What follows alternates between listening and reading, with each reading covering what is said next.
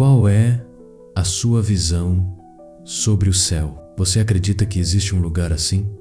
Se sim, como o imagina? Um lugar de luz etérea e música, onde corais louvam a Deus em um cenário de beleza impressionante e arquitetura requintada? Você visualiza exibições deslumbrantes de ouro e prata, adornadas com uma infinidade de pedras preciosas. Essa visão é sem dúvida verdadeira em muitos aspectos, mas não é a totalidade da realidade. Talvez você veja o céu como uma superfície interna de uma vasta cúpula côncava que se estende sobre toda a terra, à medida que a borda dessa cúpula se aproxima do horizonte. Às vezes parece que não vai alcançá-lo, mas ela nunca deixa de cobrir a terra abaixo dela. Praticamente todos os seres humanos na terra desenvolvem alguma forma de percepção sobre o céu. Ao refletirmos sobre as inúmeras possibilidades, é fundamental reconhecer que diferentes termos são utilizados para caracterizá-lo. O termo singular céu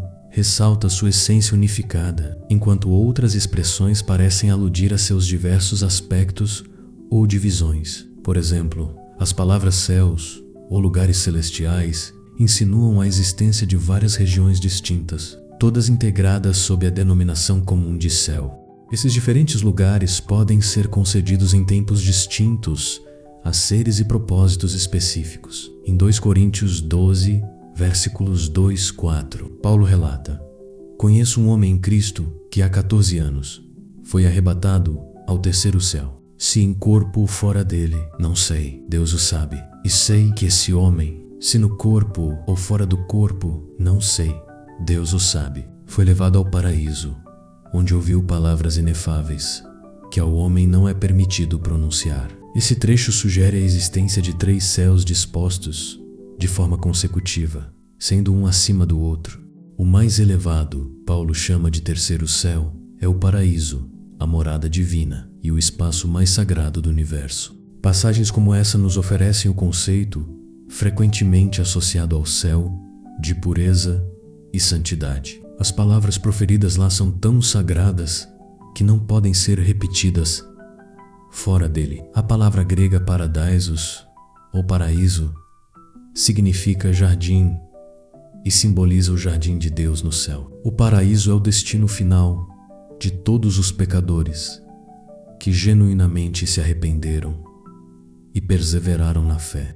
Na cruz, Jesus fez uma promessa ao ladrão arrependido, assegurando que, naquele mesmo dia, ambos estariam juntos no paraíso. Em verdade te digo que hoje estarás comigo. Lucas 23, versículo 43. Esse momento exemplifica o papel redentor do paraíso como lugar de descanso prometido para os fiéis. Muitas pessoas ao redor do mundo têm uma visão particular do céu. O livro de Apocalipse nos apresenta uma área chamada meio-céu ou meio do céu. Essa região parece descrever um vasto espaço onde diversos seres têm entrada e saída, sugerindo diferentes níveis de acesso ao reino celestial. A seguir, são descritos vários seres poderosos que se declaram do meio do céu. Olhei e ouvi um anjo voar pelo meio do céu, dizendo em alta voz: Ai dos que habitam sobre a terra, por causa das outras vozes das trombetas dos 3 anjos. Apocalipse 8, versículo 13. Vi também outro anjo voando pelo meio do céu, tendo um evangelho eterno para proclamar aos que habitam na terra, a cada nação, tribo, língua e povo. Apocalipse 14, versículo 6. E outro anjo, em pé sobre o sol, clamou em alta voz, dizendo a todas as aves que voavam pelo meio do céu: Venham, reúnam-se para o grande banquete de Deus. Apocalipse 19, versículo 17. A palavra grega usada para meio-céu é mesoranema, que significa precisamente isso, meio do céu. Isso pode se referir ao que chamamos de segundo céu. Podemos então supor que o céu visível, aquele que conseguimos ver com nossa visão natural, seja o primeiro céu. Todos os habitantes da terra têm alguma familiaridade com este céu visível. Mas quanto aos habitantes do céu, que tipo de seres são eles? O nome mais comum dado a esses seres é anjos. A palavra anjo vem do substantivo grego angelos, que significa mensageiro. Portanto, os anjos são frequentemente considerados mensageiros enviados do céu. No entanto, nem todos os anjos têm essa função específica, pois desempenham várias outras responsabilidades. Independentemente de suas tarefas, eles são enviados por Deus para cumprir seus propósitos. Contudo, as Escrituras também nos revelam a existência de anjos malignos, enviados por Satanás para realizar seus próprios desígnios. Às vezes há conflitos entre os anjos de Deus e os de Satanás, como é descrito em alguns textos bíblicos, especialmente no livro de Daniel. O que não podemos ignorar é o fato de que esses confrontos espirituais influenciam o mundo em que vivemos hoje. É um cenário de conflito, e esse confronto não se limita apenas à terra. Ele também é um elemento crucial em tudo o que ocorre no céu. Os anjos enviados por Deus têm 3 missões principais. A primeira, já mencionada, é serem mensageiros de Deus. Em segundo lugar, eles atuam como agentes de proteção divina, sendo enviados para resguardar aqueles que estão em perigo. Geralmente, esses são conhecidos como anjos da guarda. Em Mateus 18, versículo 10, lemos: "Cuidado para não desprezarem um só destes pequeninos, pois eu lhes digo que os seus anjos nos céus estão sempre vendo a face de meu Pai." Neste versículo, Jesus fala das crianças que têm anjos nos céus, que continuamente veem a face do Pai. Isso implica que o olhar atento e cuidadoso do Pai direciona esses anjos para protegerem as crianças que estão em situação de vulnerabilidade. A terceira categoria de anjos são os guerreiros, que se envolvem em batalhas com outros anjos.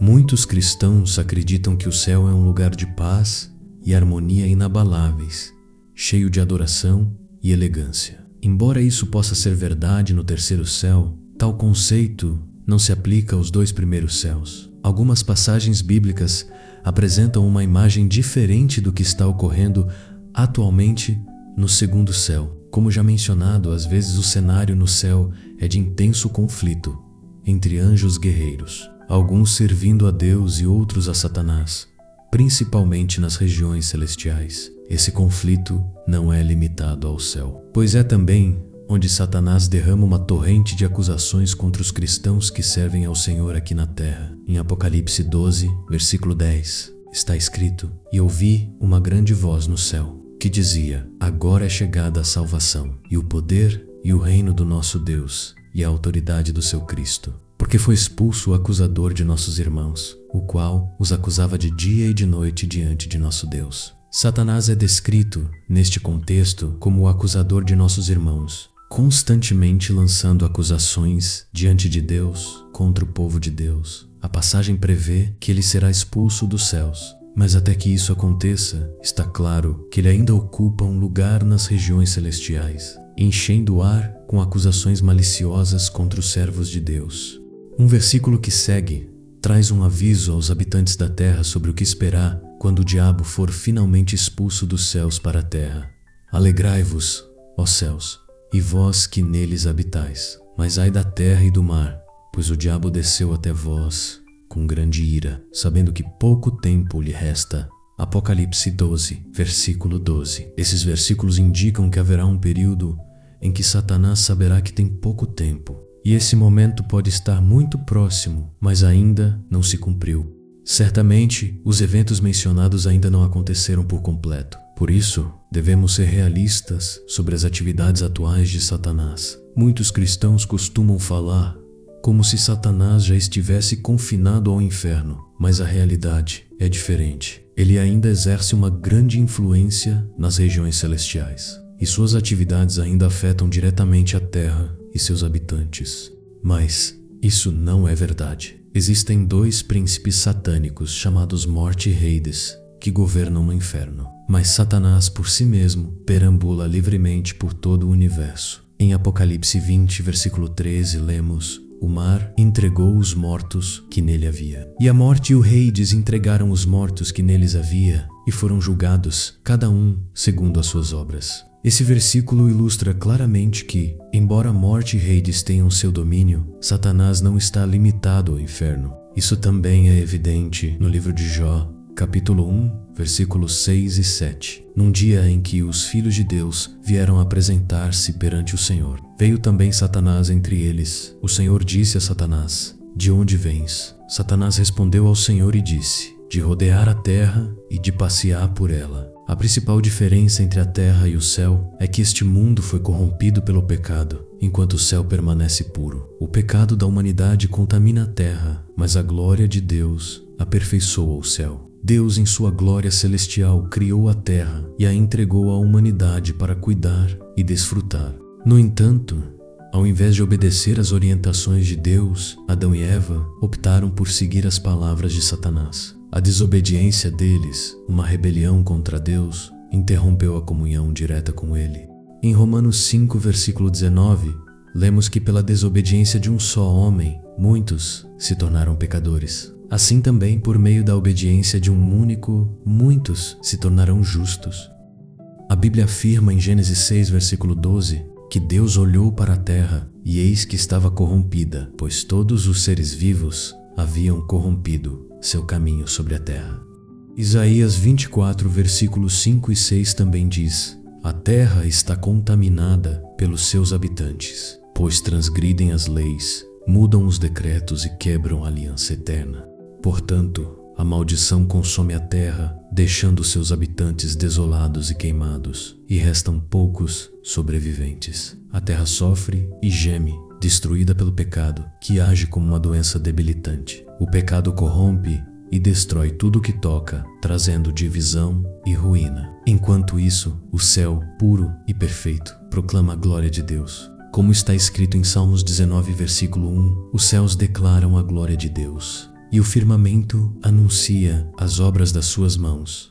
O céu é o trono de Deus, como afirma Isaías 66, versículo 1, e é absolutamente santo e livre de pecado. O pecado não pode ser tolerado por Deus, e Ele não o observa sem trazer julgamento. Em Abacuque 1, versículo 13, está escrito: Teus olhos são tão puros que não podem contemplar o mal. O amor de Deus é tão grandioso e poderoso que Ele providenciou um meio para remover a maldição do pecado, limpando a culpa que mancha nossos corações e corrompe o mundo ao nosso redor.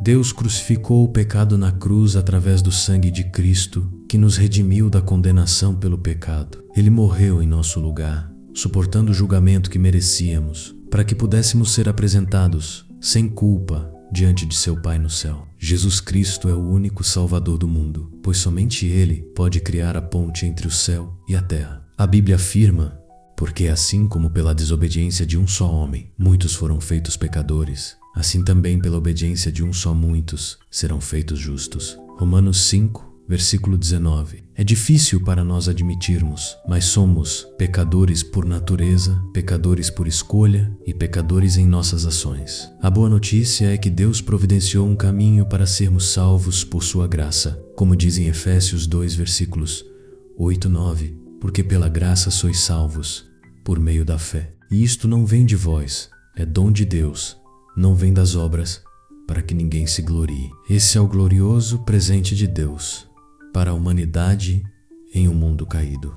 A grande diferença entre o céu e a terra é que Jesus Cristo deixou a glória celestial e veio a este mundo infectado pelo pecado por um propósito: tornar possível a nossa salvação eterna. Isso faz toda a diferença para Deus, para o céu e para nós aqui na terra. No céu, veremos muitas coisas gloriosas, mas a mais grandiosa de todas será o Salvador do mundo em toda a sua glória. Isaías 33, versículo 17 nos diz: Os teus olhos verão o Rei na sua formosura e verão a terra que está longe. Jesus Cristo nos deu um vislumbre dessa realidade ao revelar o céu para o apóstolo João, pedindo-lhe que escrevesse o que viu.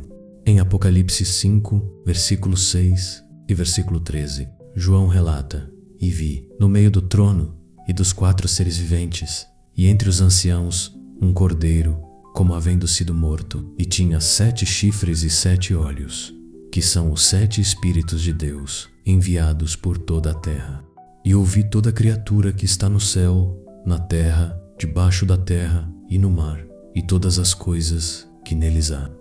Aquele que está assentado no trono e ao cordeiro sejam o louvor, a honra a glória e o domínio pelos séculos. É da natureza humana tentar imaginar o que o céu será, fantasiando sobre as maravilhas que ele contém. Deus tem seus motivos para nos revelar apenas uma ideia parcial do seu reino eterno, pois a linguagem humana é incapaz de capturar tamanha majestade. Tudo o que temos e conhecemos na terra empalidece diante do esplendor celestial. O apóstolo João, ao descrever o céu, utilizou analogias para tentar expressar o que viu. Ele escreveu: seu brilho era como de uma pedra muito preciosa, como jaspe, límpida como cristal. E também descreveu a grande rua da cidade, de ouro puro, como vidro transparente. Apocalipse 21, versículo 21. Além disso, mencionou que as 12 portas eram 12 pérolas, e cada uma das portas era feita de uma única pérola. Aqui na terra, as ruas são de cascalho e as janelas são feitas de vidro, mas no céu, João viu ruas de ouro, transparentes como cristal. Lembre-se, no céu, tudo é renovado. Deus nos permite apenas vislumbres das maravilhas que virão. E para compreender essas maravilhas plenamente, será necessária uma transformação celestial. As coisas que hoje são obscurecidas para nós na terra se tornarão claras e transparentes na eternidade. Atualmente, são conhecidas apenas por Deus, enquanto aguardamos pacientemente o tempo em que tudo será revelado. Que os pensamentos sobre a glória do céu preencham nossas almas e nos inspirem. Essas promessas nos sustentarão até o dia em que nossos olhos finalmente se abrirem para contemplar toda a glória do céu. O apóstolo Pedro nos assegura que aqueles que depositam sua esperança no céu terão uma recepção abundante no reino eterno de nosso Senhor e Salvador Jesus Cristo. 2 Pedro 1, versículo 11. Quando o Senhor estender seus braços para receber seu povo, ele se voltará para o Pai e dirá: a glória que me deste, eu lhes dei, para que sejam um, assim como nós somos um. João 17, versículo 22. Nesse momento veremos as marcas dos pregos em suas mãos. Cairemos a seus pés e choraremos de alegria, louvando seu nome maravilhoso. Essa será a nossa visão no céu, menos a completa união com nosso Salvador. Que essa esperança viva continue nos fortalecendo enquanto aguardamos esse glorioso dia.